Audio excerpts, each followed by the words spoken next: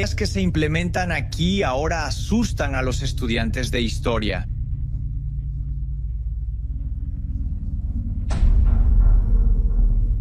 «70 superpotencias históricas, todas se llamaron excepcionales». Los paralelos entre Roma y América de hoy son aterradores. ¿Tomaremos el camino correcto o seguiremos el error de otras naciones?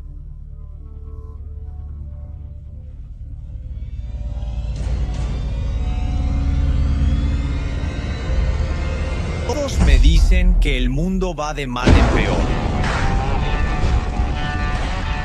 Económicamente, tenemos una deuda de 15 billones de dólares. Moralmente, la familia se está desmoronando. Divorcio, embarazos, suicidios y drogas en adolescentes. En las escuelas, lo vergonzoso ahora se celebra como normal. Orgullosos de «en Dios confiamos», ahora temen decirlo en clase.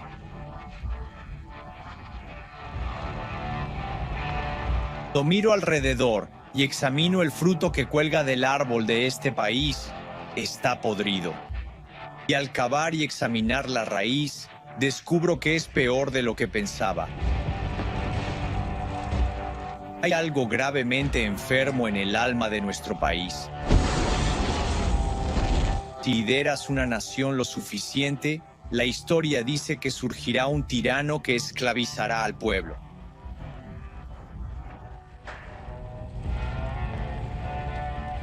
¿Qué sería Estados Unidos diferente?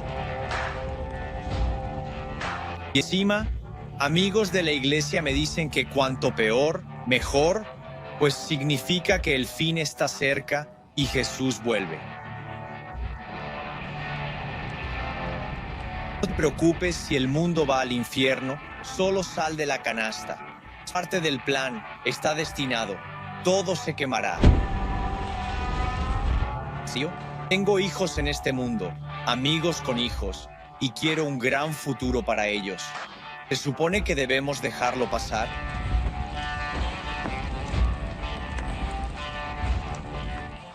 ¿Soltamos el volante y dejamos que caiga? ¿No creamos una profecía autocumplida? Prendo la tele y veo que todos juegan a echarse la culpa. La derecha culpa a la izquierda y viceversa. No culpa a empresas, empresas al gobierno, Hollywood a la iglesia y la iglesia a los medios.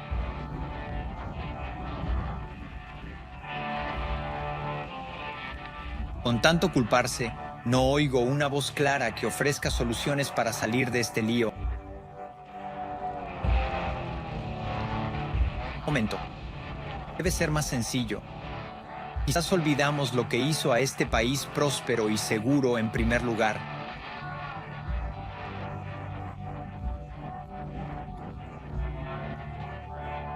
Si habláramos con quienes lo construyeron, nos dirían qué hacemos mal y cómo arreglarlo. Si alguien entendía de crisis nacionales, eran ellos. Nuestros antepasados vivieron rodeados de oscuridad por todos lados. Es decir, en esa época te podían colgar, quemar, decapitar o descuartizar por discrepar con la reina o el rey. La cultura era terrible. La nación estaba en quiebra. Había triplicado la deuda. La gente vivía en esclavitud. Tu iglesia tenían anticristos y un rey que se proclamó Dios en la tierra. Si alguien sabía lo que era vivir tiempos difíciles donde el fin parecía cerca, eran ellos. Pero ¿cuál era su actitud? Era agacha la cabeza y prepárate para el fin. Era pasemos a la ofensiva y veamos la victoria futura. Tenían un plan de 500 años y fueron...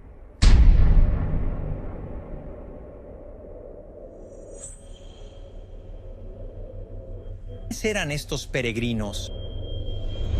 Quería aprender de ellos, quería escucharlos y descubrir qué los hacía tan especiales. que compré un boleto a Inglaterra. Fui a recorrer la ruta de escape de los peregrinos, nuestros antepasados, para entender quiénes eran, por qué hicieron lo que hicieron y cómo llegamos todos a donde estamos hoy. Lo que descubrí me dejó atónito y lo cambió todo. Que comenzó en un pueblecito tranquilo llamado Babworth, en Inglaterra. Con una mujer increíble, historiadora local y experta en los peregrinos, llamada Sue Allen. Encantado de conocerte. Estaba nublado, algo húmedo y gris, y sentí que entraba en otro mundo, sentado en un banco rodeado de muertos.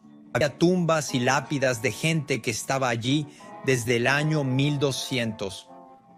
Curioso, mientras hablaba con ella, casi parecía que ella estuvo allí. Sentí que conocía a esa gente, como si fueran sus amigos y ella les diera vida. Cuando pienso en los peregrinos, recuerdo lo que me enseñaron en la escuela primaria.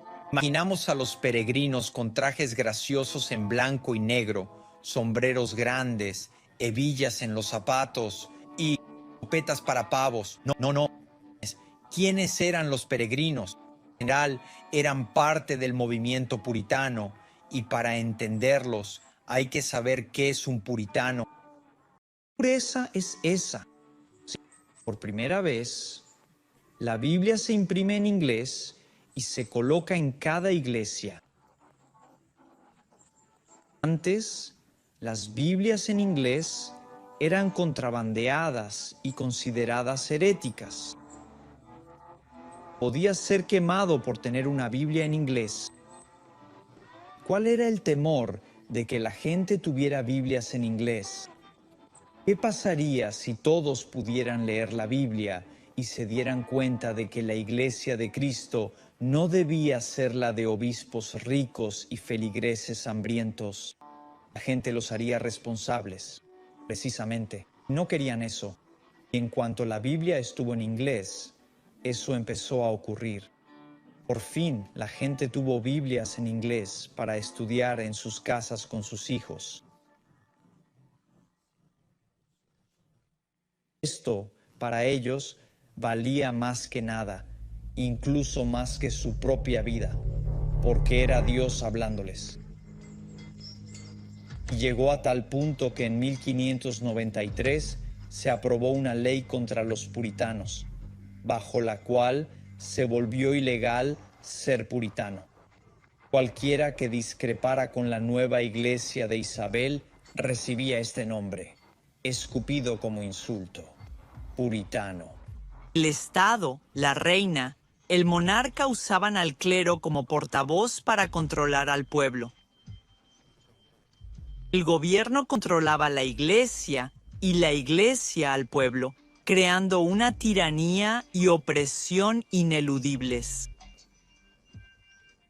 Y pensaron, si esta iglesia no se puede purificar, quizás debamos separarnos de esta impiedad.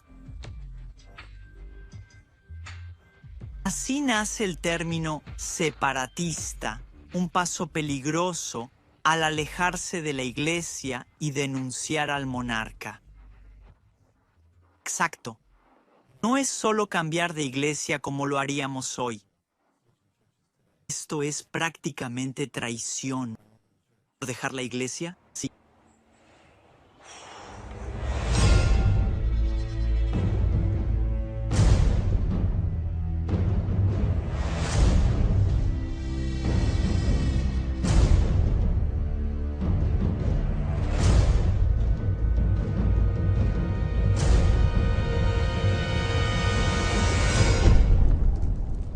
Luchan por sobrevivir desde ese momento porque se oponen al rey.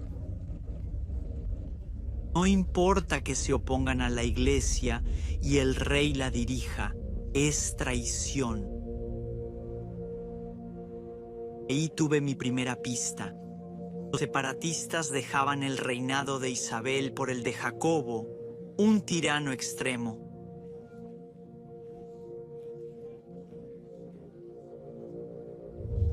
Él acuñó el derecho divino de los reyes, quebró el país y triplicó la deuda. Fascina que al traducir la Biblia al inglés, todo cambió. Esto es lo que dice la palabra de sí mismos. Dijeron, esto es lo que dice la palabra de Dios. Así que la iglesia debe ser como Dios dice, no como el rey ordena. El rey mismo está bajo la autoridad del Rey de Reyes. Él también debe acatar la ley de Dios. Al rebelarse, los separatistas no tuvieron opción: irse del país o quedarse y ser masacrados. Si lo eran, ¿dónde estaba la causa? Para seguir reuniéndose y adorando, los peregrinos debían hacerlo en secreto. Había un castillo, una mansión en Scrooby, rodeada por un foso para protección. Se reunieron así durante 4 años. Por 4 años tuvieron que reunirse en secreto. A la luz de las velas celebraban sus cultos y estudios bíblicos. Incluso usaban a sus hijos como vigilantes. Uno a uno volvían para unirse a sus padres, hermanos y al resto de su familia de la iglesia para adorar a Dios. Al abrir la Biblia, miraban sobre el hombro, sabiendo que en cualquier momento podían irrumpir y llevarlos presos, dejando a su familia sin nada. Sabían que esto los llevaba a un punto donde debían tomar una decisión crucial. Dijeron, o nos atrapan a todos, o escapamos estratégicamente de Inglaterra para crecer como comunidad de fe y volver un día a liberar a todos de este tirano.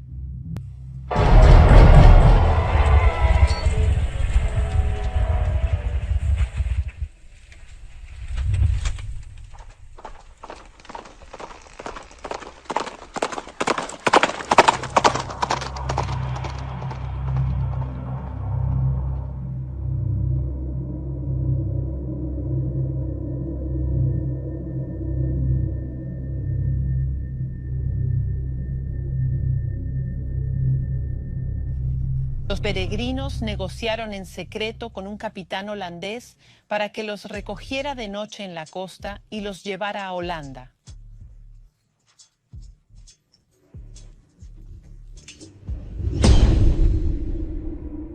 Los separatistas han caminado 60 millas desde Scrooby. Es septiembre y hace frío. Acampan sin tiendas ni sacos de dormir. No encienden fuego para evitar ser descubiertos. Viento, frío y probablemente lluvia. De repente, ven un barco en el horizonte plano, el que los llevará a la libertad. Lamentablemente, el capitán jugaba a 2 bandas. Había pactado con las autoridades locales capturar y entregar a los separatistas.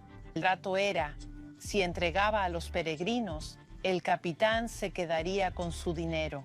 Los peregrinos ya habían vendido todo lo que tenían hasta ese momento.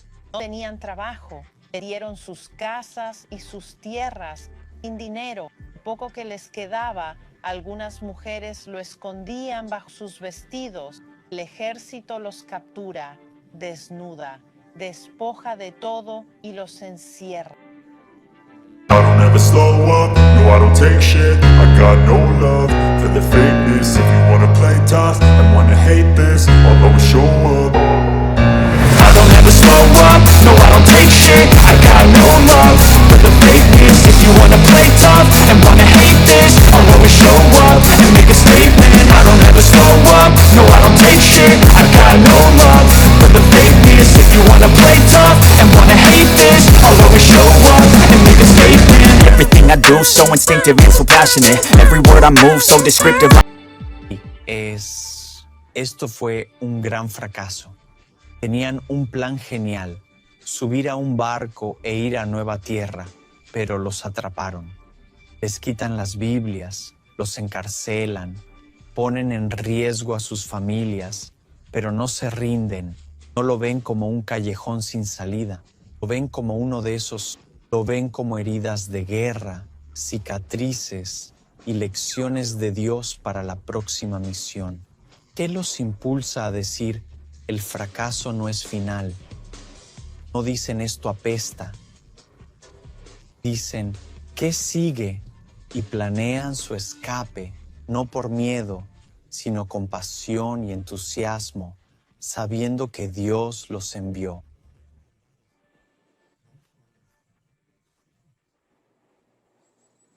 Planearon su próxima fuga, esta vez potencialmente aún más peligrosa. La primera vez fueron juntos en barco, pero ahora sabían que los vigilaban. Sí, los maridos se separaron de sus esposas e hijos. Contrataron otro capitán para encontrarlos en el río y llevarlos a Holanda, pero enviaron a sus esposas e hijos en una balsa río abajo, esperando reunirse al salir del bosque en la noche para subir al barco, sabiendo que quizás no los verían más en esta vida.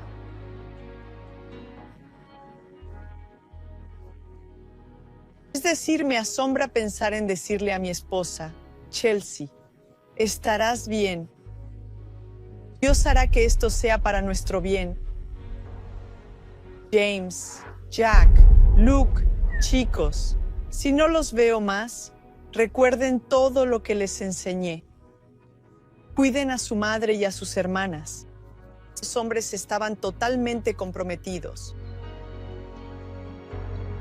El problema fue que las mujeres llegaron un día antes y estaban muy mareadas, así que fueron a la orilla donde había menos movimiento y quedaron atrapadas en un banco de lodo. Horror de horrores. Hombres armados se acercan a las mujeres. Las mujeres indefensas, atrapadas en la nave varada, son presas fáciles. Los hombres no pueden hacer nada. Las mujeres tienen todo, pertenencias y dinero. El capitán, viendo el peligro de perder su sustento, jura y zarpa. Al llegar al Mar del Norte, una tormenta feroz arrastró a los hombres hacia Noruega. La tormenta duró 2 semanas. Sin control del barco, se refugiaron bajo cubierta, dejándose llevar por la tormenta. Debió ser aterrador. Bradford dijo que por días no vieron el sol, la luna, ni... Vieron el sol, la luna, el cielo, y realmente creyeron que iban a morir. Y en un momento, cuando pensaron que el fin estaba cerca, nuestros separatistas oraron con fervor. Rezaron y dijeron, a una hora, Señor, a una hora podrías salvarnos. Y la tormenta amainó. Tomaron control del barco, dieron vuelta y se dirigieron a Holanda, a Ámsterdam, pues en esa tormenta se perdieron cientos de navíos. Este sobrevivió para contar la historia. ¿Qué tan milagroso es eso? Asombroso.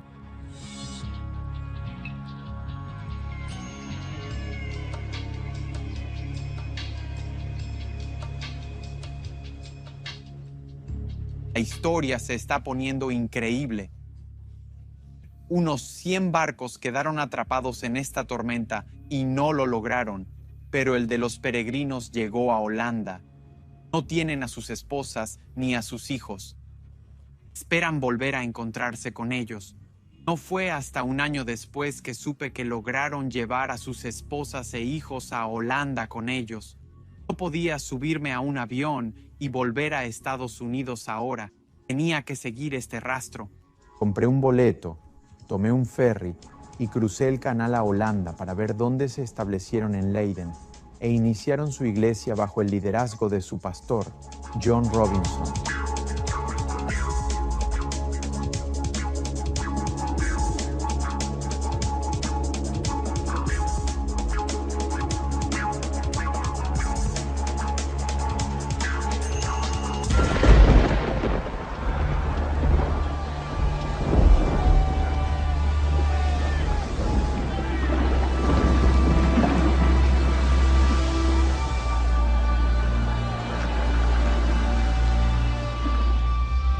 tormenta amainó.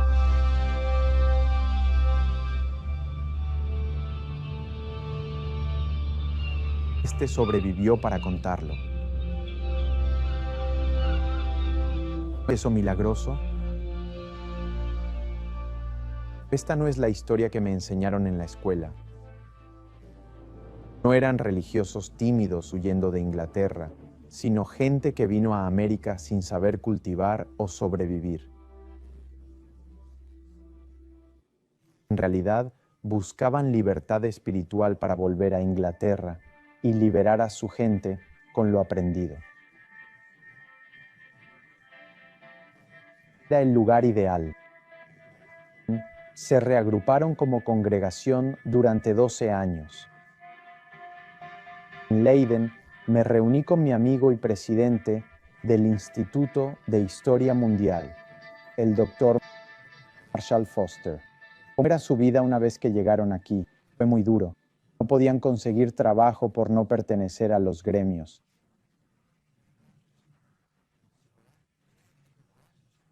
Luego trajeron a sus familias, retenidas por el rey.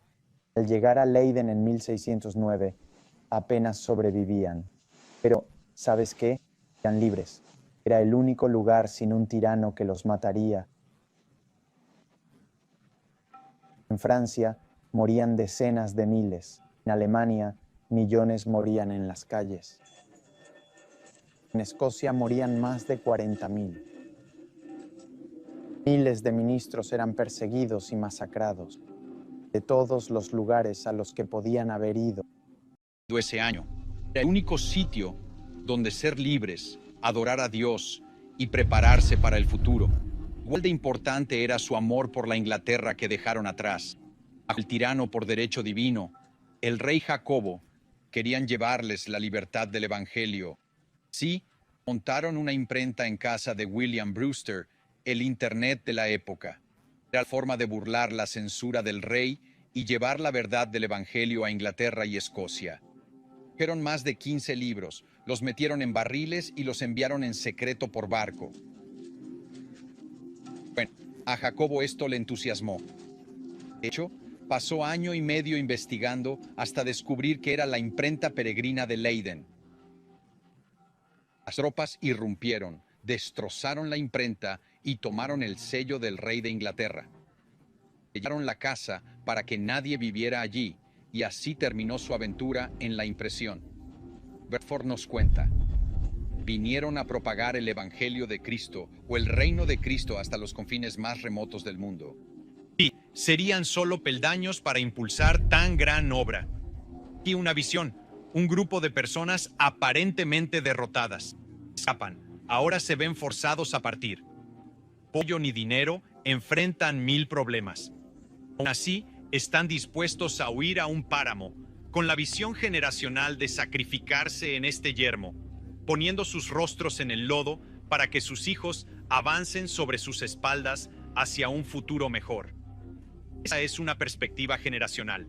De hecho, era tan cierto que al final de su vida, Bradford dijo: esta pequeña luz que encendimos en Plymouth ha brillado a toda nuestra nación. 400 años después, la libertad que el mundo disfruta hoy se debe a que ellos tuvieron fe para arriesgar sus vidas en el desierto hace 400 años. A menudo tenían que poner a sus hijos a trabajar solo para comer. Sobrevivían. Mas llegaron y destruyeron.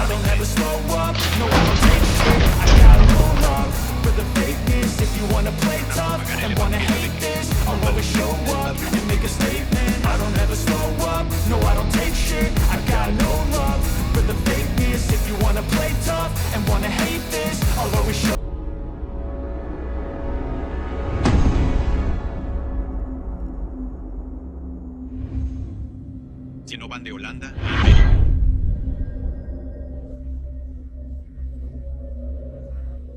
Holanda de vuelta a Inglaterra. Vuelta a la Boca del Lobo, donde contratan 2 barcos, el Mayflower y el Speedwell, para llevar a 150 pasajeros al Nuevo Mundo.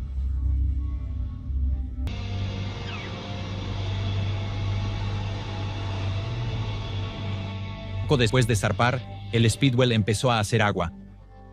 No era ni rápido ni estaba en buen estado. Se agrietó y tuvieron que volver a la costa.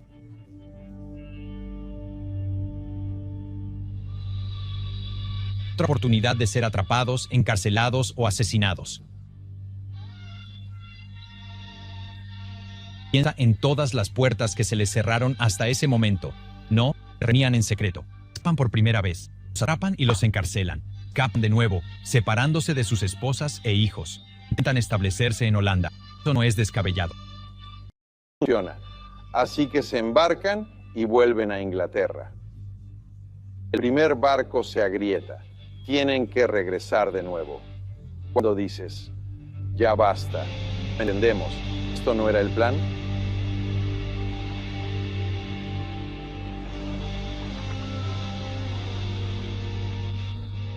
Luego, no cabían todos en el Mayflower restante. Se reúnen y ven que esta familia de peregrinos, unida 12 años, bajo el cariñoso liderazgo de su pastor John Robinson, decide que la mitad seguirá y la mitad se quedará. ¿Imaginas cómo se sintió este pastor que había dedicado su vida a esta gente y les enseñó todo lo que sabía? Les narró las historias de los héroes de la libertad que les precedieron, empezando por Moisés, guiando a los israelitas del desierto a la tierra prometida, fundando una nación bajo las leyes divinas, eligiendo líderes íntegros y acatando principios justos ante Dios.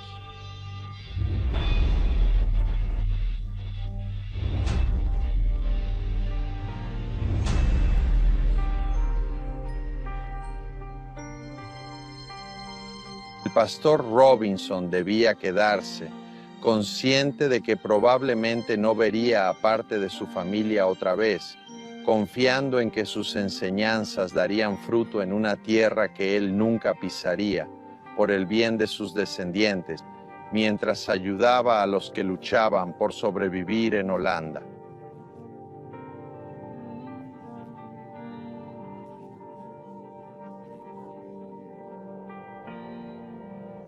Ese es un cristiano diferente, alguien que planta semillas hoy, no para sí, sino para dar oportunidades, bendiciones y prosperidad a sus hijos y nietos, dispuestos a sacrificarlo todo ahora por ese regalo, sabiendo que pueden confiar en las promesas de Dios y triunfar.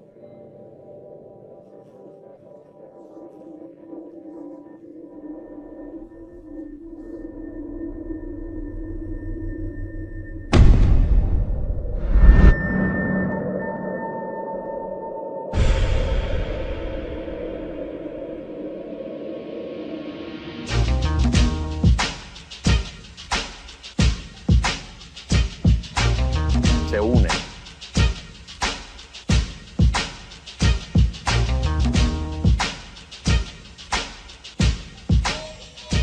Dan todo, como cuando dejaron Inglaterra.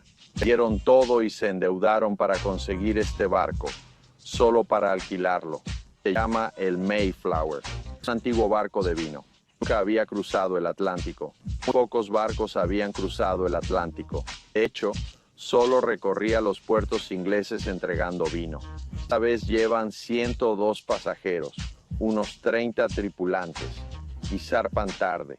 Nadie viaja en septiembre, octubre o noviembre por el Atlántico Norte en el siglo XVI. Es loco. Pero lo hicieron. Zarparon en otoño de 1620, sin saber que su viaje de 3 semanas se convertiría en uno de 8, durando 66 días. ¿Cómo era en el barco? Imagina tormentas constantes en el Atlántico Norte en un barquito así y tener un barco sin nada que impida que el agua entre por debajo. En la cubierta bajo la principal, de 1.4 metros de alto, hay 102 personas hacinadas. Se mueven a 45 grados, apretados, con agua cayéndoles encima, siempre mojados. Vomitan ellos. vomitan sus hijos, sufren enfermedades constantes, todos hacen sus necesidades, intentando ocultar el hedor. Debió ser una experiencia horrorosa. No tenían idea de dónde estaban. El barco estaba casi ingobernable. Se encuentran con que el barco se está rompiendo. La vía principal se ha agrietado y cede. El agua entra a raudales. El capitán baja y dice: prepárense para encontrarse con Dios. Eso es todo. Y los peregrinos, providencialmente, habían traído un tornillo gigante, de esos que sujetan la base de una casa al levantarla.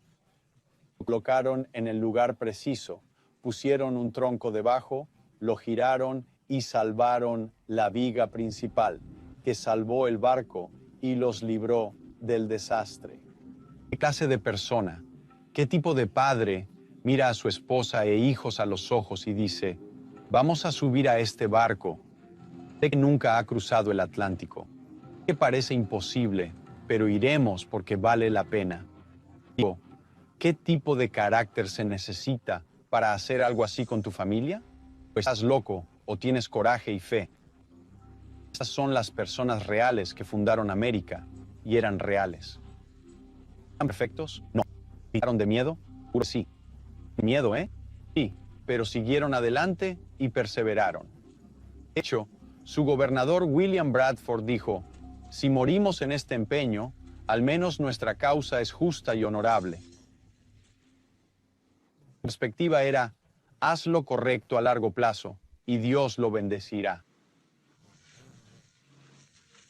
I don't ever slow up, no I don't take shit. I got no love for the fakeness. If you wanna play tough, Pudo ser el error más trágico de sus vidas, pero no lo creyeron I así. don't ever slow up, no I don't take shit. I got no love Seguían for the creyendo que fakeness. Dios If you wanna estaba con play ellos, tough and que wanna la hate this, providencia los I'ma guiaba show up y que and nada make a es statement. I accidental. don't ever slow up, no I don't take shit. I got no love for the fakeness. If you wanna play tough and wanna hate this, Tuvieron I'ma que crear show un up sistema and make para a statement. sobrevivir y no Everything I do matarse so entre sí. instinctive and so passionate. Every word I move so descriptive like an adjective. I got a vendetta against people who patented being negative when you should be getting after it.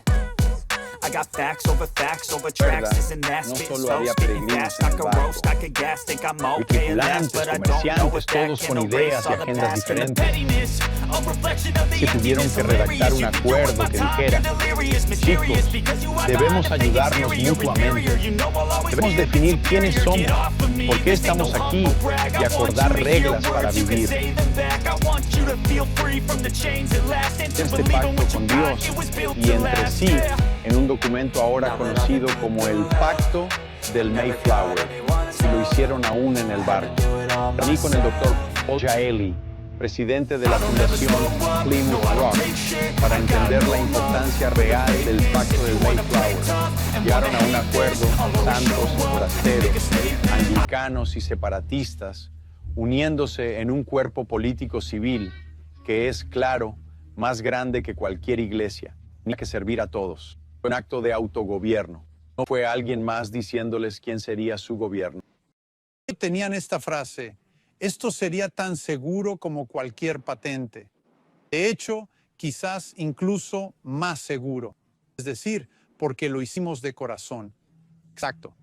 Piénsalo así: si tienes voz en las leyes, ¿serás más propenso a obedecerlas? Por supuesto. Tú puedes consentir voluntariamente. Por eso creo que Bradford quiso decir: será más seguro que una patente si lo hacemos nosotros, porque surge de las convicciones de nuestro propio corazón. Exactamente. Todos tienen voz en esto. No es solo el rey y de arriba hacia abajo. Exacto. Es decir, piénsalo. Lo que haría famoso a EEUU fue plantado en los peregrinos por su pastor, John Robinson.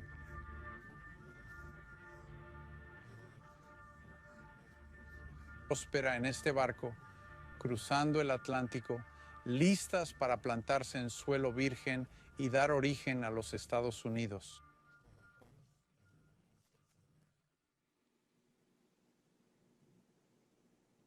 Increíble. Esa es la piedra conmemorativa de Massachusetts que honra la firma del Pacto del Mayflower a bordo del barco. En reverso está el texto original del pacto. Ven a verlo. Lo que resalta es el inicio. Emprendido para la gloria de Dios y el avance de la fe cristiana. Fue nuestro motivo. Exacto. A la gloria de Dios y el avance de la fe cristiana. Esto es una carta civil de gobierno que están firmando. Sabían que Dios siempre usa a un grupo pequeño y comprometido, y que si cumplían su pacto con Él y entre ellos, Dios sería fiel. Fue el gran experimento. El riesgo era alto y lo perderían todo si fallaba.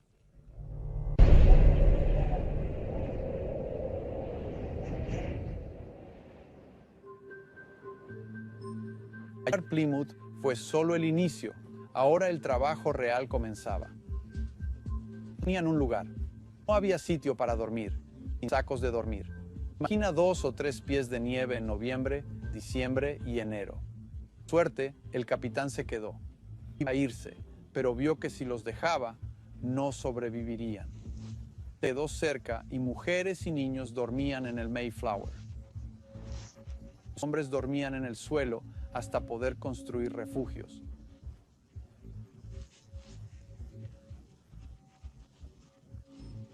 Conforme avanzaba el invierno, todo se volvía más difícil. Se enfermaron tanto que solo 6 o 7 podían caminar, con 102 personas enfermas en el fuerte o el Mayflower, y pocos cambiando ropa. Morían, vomitaban, se cambiaban y trataban de mantenerse calientes. En medio de eso, esos pocos tenían que llevarlos a la colina y los enterraban en una fosa común. Temían que los nativos vieran su debilidad si ponían lápidas individuales. Se darían cuenta de que morían de a 1, 2, 30, 40, 50 personas. Al final del invierno, en 3 meses, 47 de 102 habían muerto. Las mujeres se enfermaban y morían, durmiendo sobre sus hijos para darles calor. Al final del invierno, la mayoría de las mujeres habían muerto. La mayoría de los niños sobrevivieron. Ya a finales de marzo, ¿qué harías? Sabes que apenas puedes caminar. Pueden caminar, la mitad están muertos. La única esperanza es zarpar ahora. El capitán ruega, suban al barco. En semanas estaremos en Inglaterra. Nadie regresó. Todos se quedaron, creyendo en su gran causa y propósito, dispuestos a morir allí.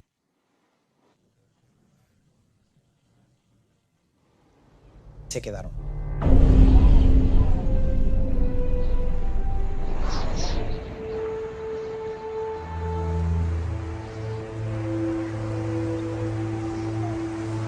...47 de 102 de ellos están muertos.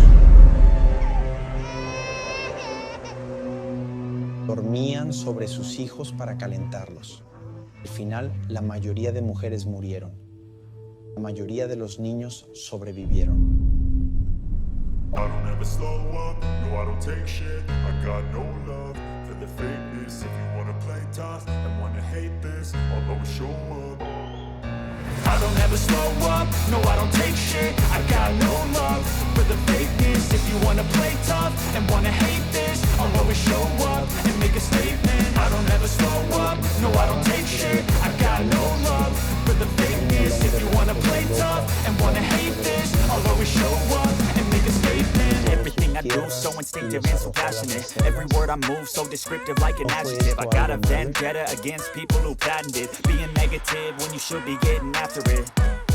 I got facts over tracks, this and that. Spitting slow, spitting fast. I could roast, I could gas. Think I'm okay at last, but I don't know if that can erase all the past and the pettiness. A reflection of the emptiness. Hilarious, you think you're worth my time, you're delirious. Mysterious, because you hide behind a fake exterior. Inferior, you know I'll always be a bit superior. Get off of me, this ain't no humble brag. I want you to hear words, you can say them back. I want you to feel free from the chains at last, and to believe in what you got, it was built to last, yeah. Now that I've been put through hell, I never got anyone's help. I had to do it all myself. buscaban peleas. Vinieron a iniciar una nueva vida y bendecir esta tierra y eventualmente al mundo entero.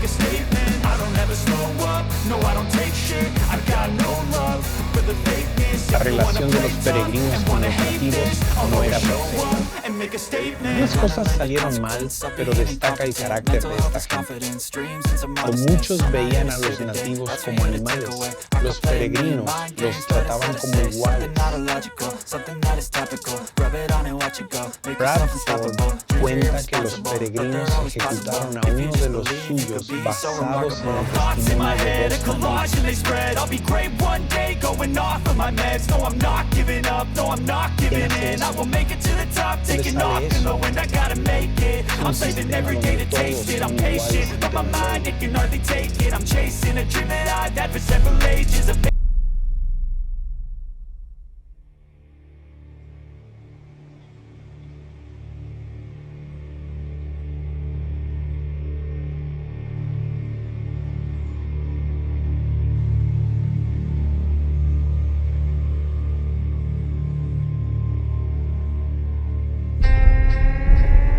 No hay nada como los huesos para recordarte tu herencia.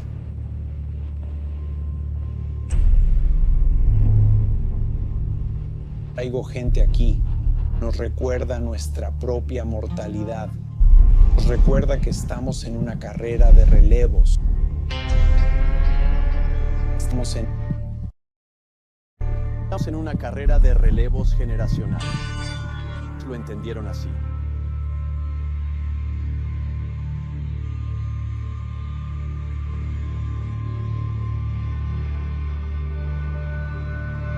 Esa es la tumba de William Bradford. Él fue gobernador por 30 años de la colonia peregrina. Perdió a su esposa el primer invierno. Ella cayó del Mayflower. Fue la primera en morir. Él sobrevivió al primer invierno.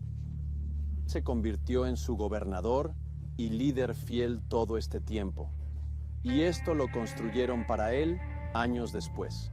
Pusieron una inscripción hebrea. Jehová es nuestra ayuda. Es suya, pues aprendió hebreo para acercarse a Moisés y al Antiguo Testamento, para estar más cerca de Dios. Su amor por Dios, familia y libertad los trajo a este mundo. William Bradford ejemplifica todo eso. Nos hubieran dejado algún tipo de manual, una receta secreta que pudiéramos usar y decir, bien, esto es lo que es. Es lo que hacemos. ¿Cómo volvemos a eso? Cuando los israelitas iban a la tierra prometida, cruzaron el Jordán. Dios lo detuvo y ellos pasaron. Antes de que las aguas volvieran, Dios les dijo que tomaran 12 piedras del río y las pusieran en el monte Gilgal como monumento. Así, cuando sus hijos preguntaran, ¿qué son estas piedras?, podrían decirles, aquí Dios separó el mar. Eso nos dejaron los peregrinos. Nos dejaron un monumento que no solo honra lo logrado aquí, sino que ofrece una estrategia específica, un plan detallado. Si olvidáramos lo que hizo grande y libre a América, podemos volver a esta estrategia, ubicada en una colina a media milla de aquí. Mismo y mismo.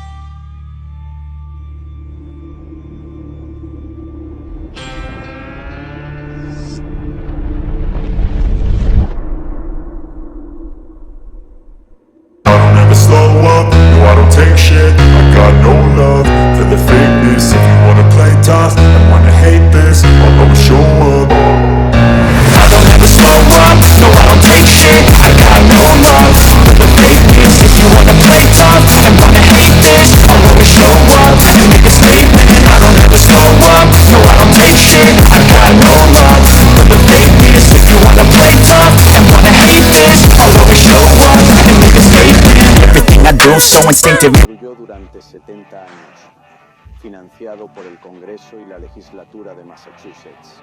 Una estrategia que llamamos la matriz de la libertad, legada por nuestros antepasados, los peregrinos. Ellos, hace 130 años, al construir esto, querían dejárnoslo para que si olvidáramos cómo se forja la libertad, supiéramos cómo recuperarla. ¿Sí como lo hicieron? Sí como lo hicieron. Ahora, si alguien quiere probar otra forma, como pasa hoy en EE.U, intentamos 1000 maneras de cambiar el país, pero así es como se logró. Pero esto es la única estrategia exitosa de libertad jamás realizada en la historia de la humanidad. Bueno, repasémosla y... sí, analicemos esta estrategia. ¿Qué significa esto? ¿Qué intentan decirnos aquí? ¿Por dónde empiezas? Bueno, su nombre es fe. Y justo ahí. Está señalando al cielo. ¿Por qué? ¿Dónde está Dios? Porque su fe está en el Dios de la Biblia. Jesucristo. Sabían que solo la fe en el único Dios verdadero y su Biblia traería verdadera libertad. Ven una Biblia abierta. Es una Biblia de Ginebra. Las páginas abiertas muestran que la leían, y al leerla y tener fe en Dios, Él les dio sabiduría. Por eso ven la estrella en su frente. Le dio sabiduría para saber vivir en este mundo. Todas estas estatuas, cada una de casi 20 toneladas, están ligadas a la fe. Porque sin fe, todo se desmorona. Y ese es el comienzo de todo. ¿Hacia dónde vamos desde aquí? De aquí hay que ir al carácter o la moralidad. No harás, porque esa es la libertad interna. Esa libertad interna es el principio de toda libertad. Se llama moralidad. Fíjate que no tiene ojos. A propósito, busca el carácter interno, la transformación del corazón primero, que luego trae la externa. Fíjense que tiene los 10 mandamientos en la izquierda y el Apocalipsis en la derecha. ¿Qué significaría eso? Biblia. Exactamente. Para tener moralidad debe haber un estándar. Más que eso, debe haber una transformación interna. Transformación. Eso habla de internalizar y dejar que Dios cambie primero nuestro corazón y mente. Porque en Inglaterra se imponía una moralidad desde arriba. Haz esto, haz lo otro. Lisas, pero dices que la moral empieza en el corazón. En el corazón. Hay que cambiarlo aquí. ¿Te dieron cuenta? Dentro. Decir que eras de la iglesia de Inglaterra no te hacía cristiano. Esto se ve al costado. Las estatuas laterales explican el significado de esto para nosotros. Por eso necesitamos al evangelista. Un evangelista aquí escribiendo los evangelios. Ya hay necesidad de evangelistas. ¿Por qué? Porque necesitamos el evangelio. El evangelio de Cristo que libera y dice que vino a hacernos libres primero. Es totalmente opuesto a cómo el mundo lo había hecho hasta entonces. Los peregrinos dicen que la moral nace del evangelio internamente. El evangelista predica el mensaje que transforma el corazón y uno quiere hacer el bien. Es de ser forzado por un rey que dice que es bueno y malo. ¿Qué sigue? Si quieres una sociedad libre, necesitas una autoridad civil que dé base a esa libertad. Debe haber cierto orden en la sociedad. Y ese orden, como se ve aquí, se basa en la ley. Los principios de la ley de Dios se aplican a la ley civil, como vemos en su mano izquierda. También vemos su mano derecha extendida en misericordia. Misericordia hacia aquellos a quienes imparte justicia. Porque esta ley tiene un grado de equidad en ella. Se ve en las estatuas laterales. ¿Vamos a ir a ver? Sí.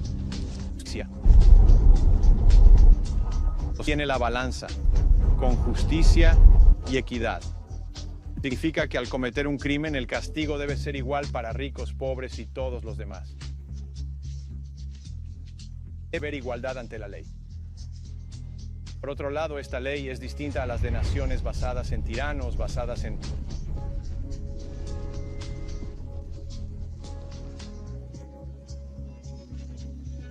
Si los aztecas querían sacarte el corazón, lo hacían sin más. Y misericordia.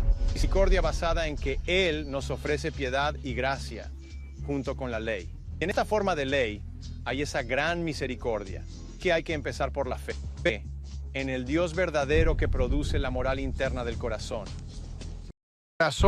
Tienes un estándar para juzgar lo bueno y malo y creas un sistema moral de leyes para una sociedad libre y justa que imparta justicia, pero también muestre misericordia y gracia.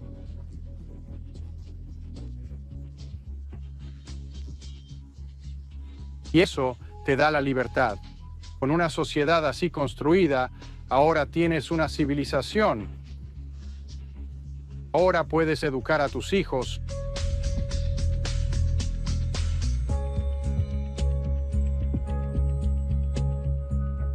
Aquí podrían formarlos y ven a la dama en la estatua de la educación abriendo la palabra de Dios o el libro del saber con la corona de la victoria. Una mujer de unos 25 años educa a sus hijos y está sentada en victoria. ¿Por qué está sentada en victoria? Porque ha criado a sus hijos en el buen camino, preparándolos para que la siguiente generación sepa cómo mantener la verdad y una civilización libre.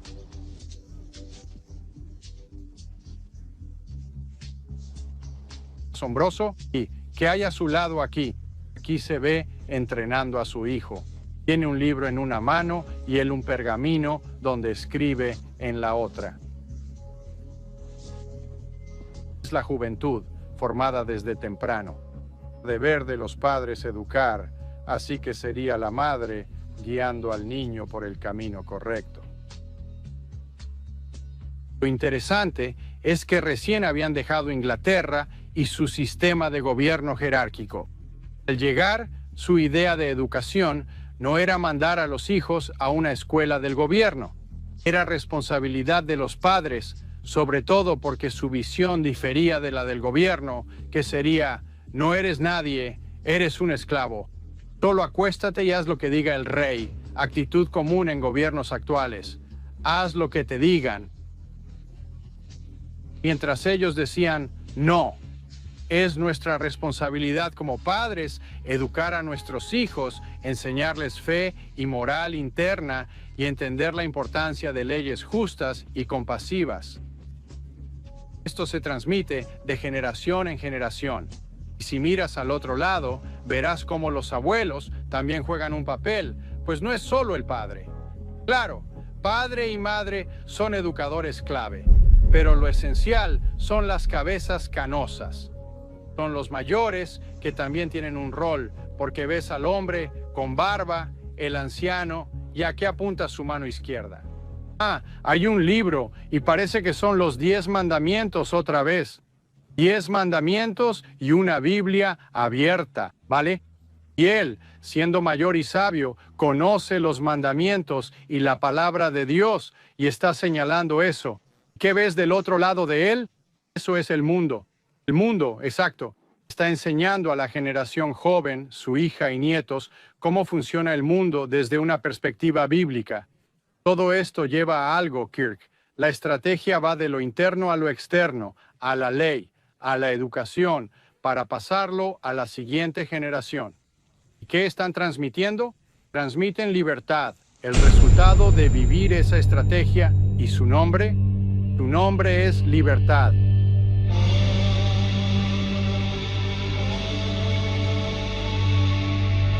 Lo llamamos el hombre de la libertad. El hombre libre. Este tipo es un héroe de la libertad. Es mental. Este no es alguien con quien quieras problemas, ¿no? Y está sentado en libertad. Bien, explica quién es este tipo. El hombre libre. El hombre libre. El héroe que representa es fruto de obedecer la matriz de libertad del monumento y está sentado en libertad. Ahora, quiero que notes estos detalles con cuidado. Fíjate que tiene cadenas rotas en su mano izquierda. Nota dónde las cadenas estaban atadas a sus piernas. Observa que ahora está sentado en libertad. Tiene esa mirada como, soy libre, defiendo mi libertad, pero soy libre. Mira la garra en su hombro derecho. Esa garra se relaciona con una piel que va a la izquierda y ven una cabeza de león, una piel de león entera. Representaba al león del tirano inglés en aquellos días. ¿Se le está matando al león?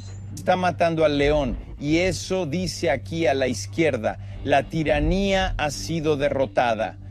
Se ve al hombre libertad sobre la tiranía con su pie en el pecho. Está sometiendo a la tiranía.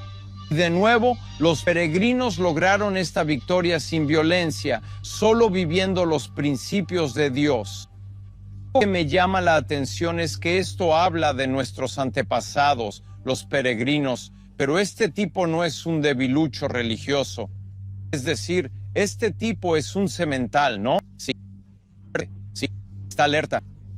Vencer a una bestia y tiene una espada en la mano. Y está aquí para proteger, ¿verdad? Sí es.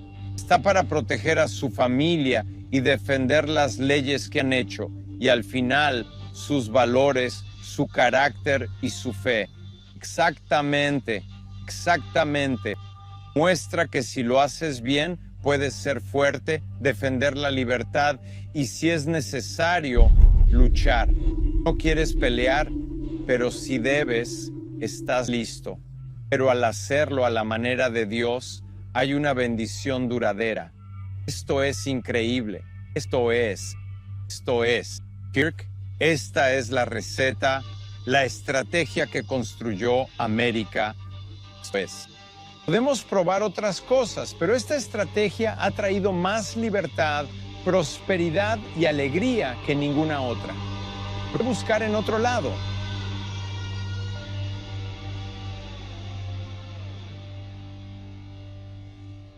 Pero esos fueron los antepasados.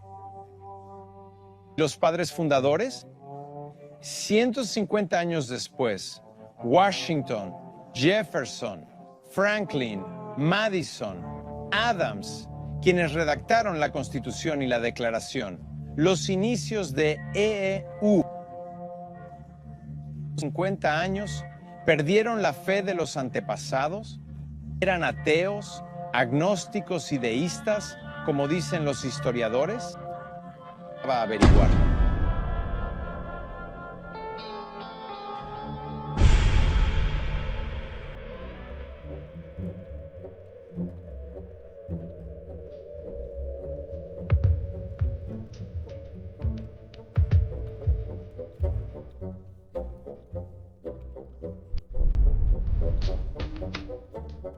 Y al experto en documentos originales de la época fundacional.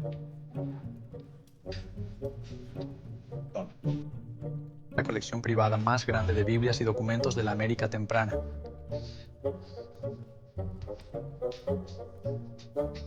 De John Hancock con mis propios ojos.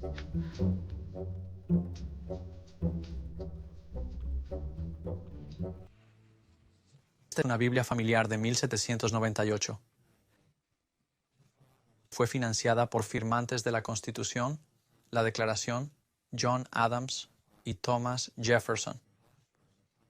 Ellos aportaron el respaldo financiero para crear esta Biblia. Financiada por firmantes de la Declaración, la Constitución, sí, de la Constitución. Sí. Gunning Bedford y John Dickinson, firmantes de la Constitución. De los firmantes formaron parte de esto. Alexander Hamilton también ayudó a financiar esta Biblia. Querían unir familias y difundir la palabra de Dios a todos los hogares. Creían que haría un mejor país, mejor fe. De nuevo, esto es producto de nuestros padres fundadores ateos, agnósticos y deístas, o al menos eso nos dicen hoy. Ves estas cosas, piensas, espera un momento, estos tipos. ¿Por qué un ateo, agnóstico o deísta promovería la palabra de Dios, la financiaría y querría distribuirla a cada familia en América? ¿Por qué financiarían una Biblia para evangelizar a tus vecinos? No tiene sentido si son ateos, agnósticos o deístas. Si fueran cristianos, todo esto tendría mucho más sentido. El librito de aquí es uno de los más raros del mundo, muy delicado. Es de 1782. La primera Biblia impresa en inglés en América. 1000 ejemplares. 22 en manos privadas. Este es uno de ellos, así que es uno de los libros más raros del mundo. Interesante es que esta Biblia, la Biblia revolucionaria, fue impresa por el Congreso de los Estados Unidos. El Congreso imprimió la primera Biblia en inglés. Aunque esta Biblia es, cito, una edición pulcra de las Sagradas Escrituras para uso en nuestras escuelas. Los fundadores y el Congreso imprimieron la primera Biblia en inglés para uso escolar. Pensé que querían la Biblia en las escuelas. Eso es lo que oímos, lo que nos han dicho. La Biblia se introdujo en las escuelas en 1647, primera ley de escuelas públicas. En las escuelas hasta 1963, cuando el tribunal dijo, sí, lo hicimos 320 años. Los fundadores nunca la quisieron en las escuelas. Este pedazo de historia prueba exactamente lo contrario. Sí, espera. El Congreso encargaba Biblias para todos, sabiendo que forjaría el carácter para que América floreciera.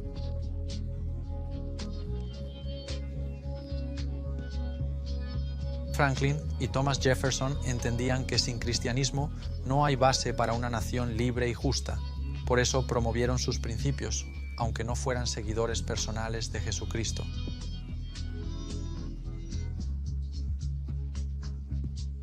Argumentos que oímos de que el cristianismo no fue importante en sus vidas, que eran deístas, son simplemente argumentos se basan en la ignorancia o en negar deliberadamente los hechos. Quien conoce la historia sabe que es un intento deliberado, pero mucha gente lo repite por ignorancia, porque enseñan lo que aprendieron en la escuela.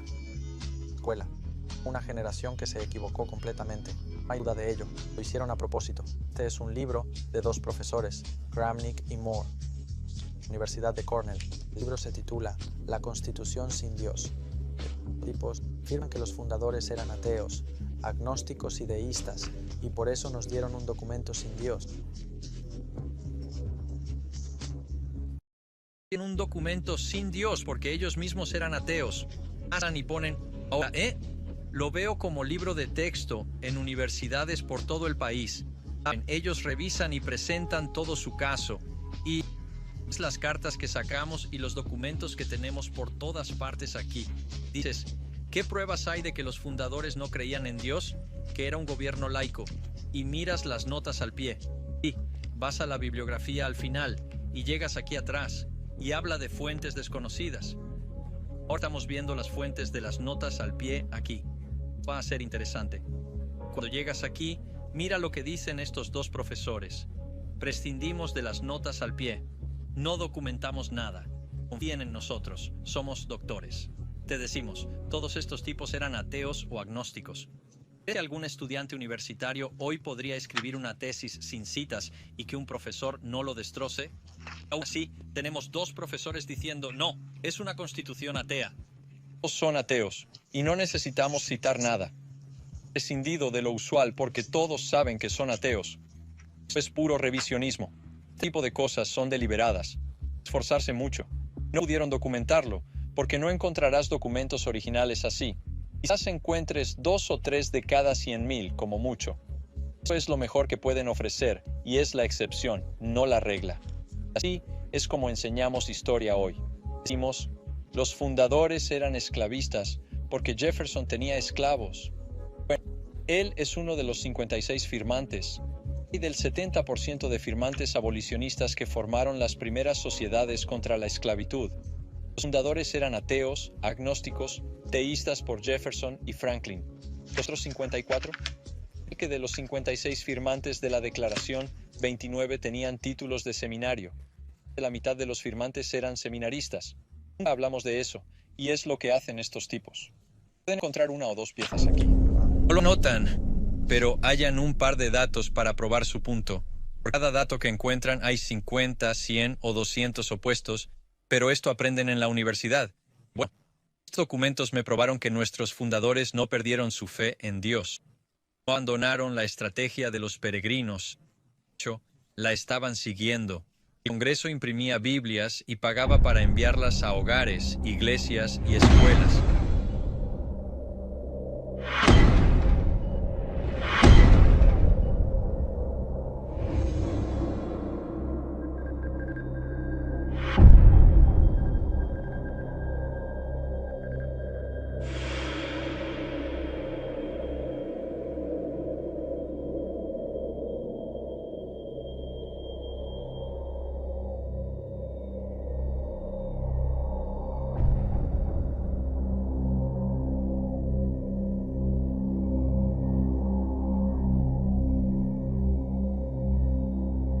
Necesitaba profundizar en la historia de nuestro sistema educativo, así que me reuní con el profesor Herb Titus, graduado cum laude de Harvard, decano de 2 facultades y experto en Constitución. Quería mostrarme datos poco conocidos sobre la universidad para ayudar a enfocar todo esto. Llegando aquí a la puerta principal del patio de Harvard, pueden ver esta placa aquí. Después que Dios nos llevó a Nueva Inglaterra y construimos casas, obtuvimos lo necesario, necesario. Para vivir, erigimos lugares para adorar a Dios y establecimos el gobierno civil. Hacemos esto un momento. A menudo oímos hablar de separar iglesia y Estado, como si la iglesia debiera aislarse de los asuntos del gobierno civil. Esto dice lo contrario. Dice que un gobierno civil, justo y legal, debe basarse en un fundamento moral que proviene de la iglesia. En Harvard, ¿dice esto en la pared? Así es. Y está tras un árbol y un hidrante. ¿Sabes? ¿Qué dice eso? De hecho, el lema inicial de Harvard era Cristo y la Iglesia. Cristo y la Iglesia. Cristo y la Iglesia. Luego fue Cristo, la Iglesia y la verdad. ¿Sabes cuál es el lema hoy? ¿Verdad? Ni Cristo ni la Iglesia. Mira aquí arriba. Puedes verlo en este sello. ¿Ves esa parte superior? ¿Puedes leerlo? Sí. Cristo et Ecclesiae. Sí. Cristo y la Iglesia. Ahora nota dónde está ubicado. En la parte superior. Arriba. Porque debajo está veritas, que en latín significa verdad. Sin Cristo y la Iglesia, ¿cómo se puede conocer la verdad?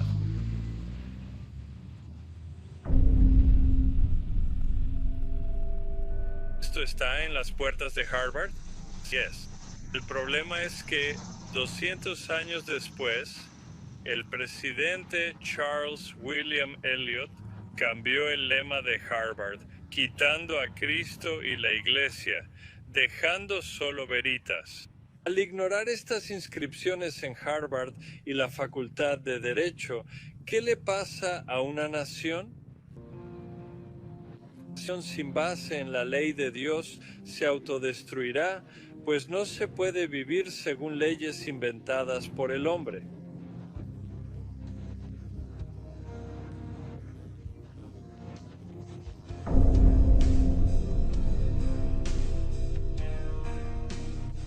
Dios persiste en E.U. porque no se puede vivir con otras reglas y estas no se pueden descartar. Por ejemplo, juzgamos asesinatos y robos, aunque la visión dominante del hombre sea evolutiva. Solo nos determinan nuestros genes y entorno. Y algunos actúan así porque es inevitable, está predeterminado. Pero no podemos vivir así, pues vivimos en el mundo de Dios, no en el evolutivo imaginado por Darwin, sino en la realidad divina. En mucho sentido, vivimos en el mundo de Dios. Esto no se trata de crear una teocracia cristiana. No, los peregrinos no querían un gobierno eclesiástico. Es lo opuesto a lo que buscaban. Eso es lo que dejaron atrás en Inglaterra. Creían que vivir estos principios de corazón, gobernándose según Dios, daría frutos de libertad y bendición, atrayendo a otros.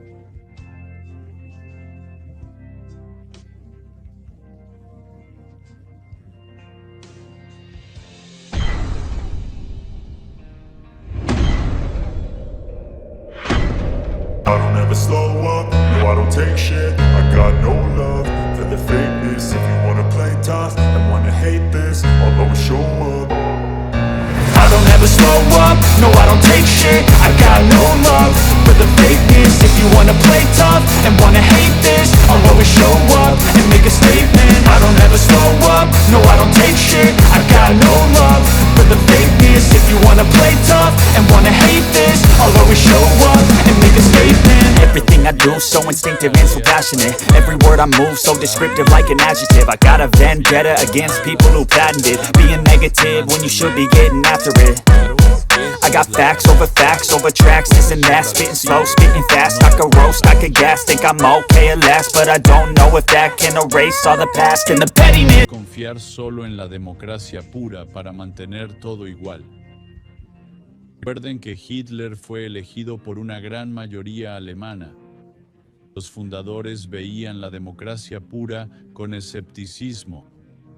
Entendían que la libertad nace desde abajo, con ciudadanos formando familias patriotas. Y es como funciona.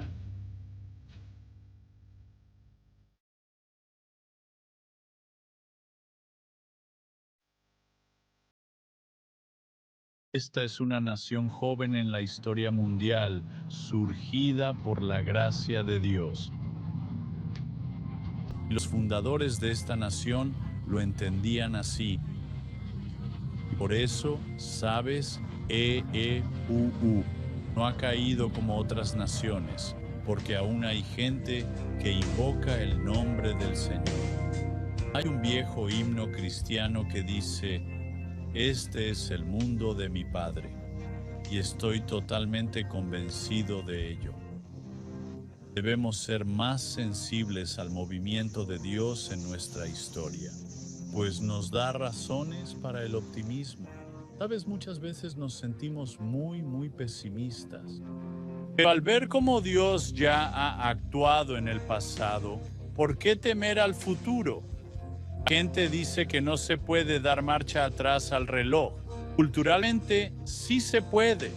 La Reforma y el Renacimiento retrocedieron y en realidad avanzaron al retroceder.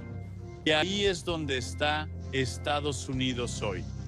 Nada en EU actual que no pueda resolverse volviendo a los principios fundacionales. Mira, esta es una lección muy importante que podemos aprender de la historia. Miren, si queremos transformar América, la nación, debemos llevar libertad al hombre.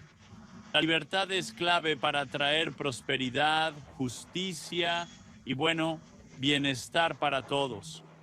Una nación no crece por sus recursos naturales, sino por la libertad que posee. Por eso América fue la nación más próspera. Era la más libre de la historia. La libertad genera prosperidad. Esto no es todo. ¿De dónde viene la libertad? Los fundadores vieron que el cristianismo da libertad civil y económica, ideas, carácter y creatividad divina.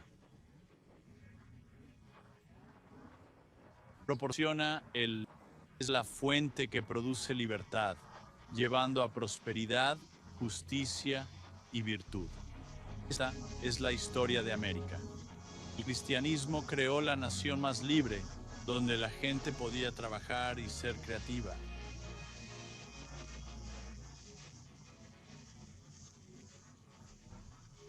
Honestos y trabajadores permitieron que fluyeran libremente las ideas. Es por eso que no hay como Estados Unidos. Esto ha hecho excepcional a EU. Citas de fundadores reconocen el cristianismo, sus verdades y preceptos, permitiendo que Dios infunda el Espíritu en nuestros corazones. Esa es la fuente del excepcionalismo. Cualquiera puede cambiar la nación. Esas son buenas noticias. Son muy buenas noticias. Busco buenas noticias. Sí.